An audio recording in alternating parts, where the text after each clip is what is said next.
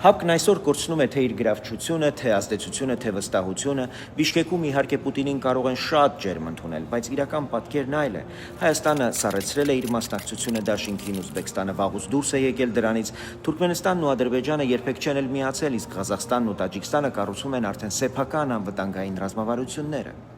Տարածաշրջանը մտնում է մի նոր փուլ, որտեղ ձևավորվում է նոր անվտանգային ճարտարապետություն Ռուսաստանի ուղեծրից դուրս ձևաչափերով։ Հայաստանը եւս կանգնած է նոր անվտանգության ու զարգացման իրականության առաջ։ Ավելի բարձր է հնչում այն հարցը, թե ինչպիսին պետք է լինի Հայաստանի երկարաժամկետ ռազմավարական ընտրությունը։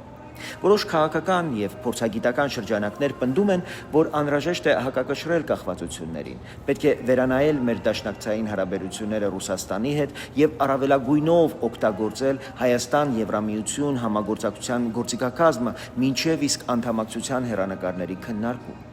Կարևոր է, որ այս քննարկումը լինի բաց, ազնիվ եւ բանավիճային։ Ինչ ենք շահում, ինչ ռիսկեր ենք վերցնում, ինչ բարեփոխումներ ենք պատրաստ իրականացնել ներսում, որպեսզի յուրաքանչյուր քայլ բխի ոչ միայն հուզական, այսպես կարգախոսներից, այլ Հայաստանի անվտանգության, անկախության եւ քաղաքացու բարեկեցության հստակ հաշվարկներից։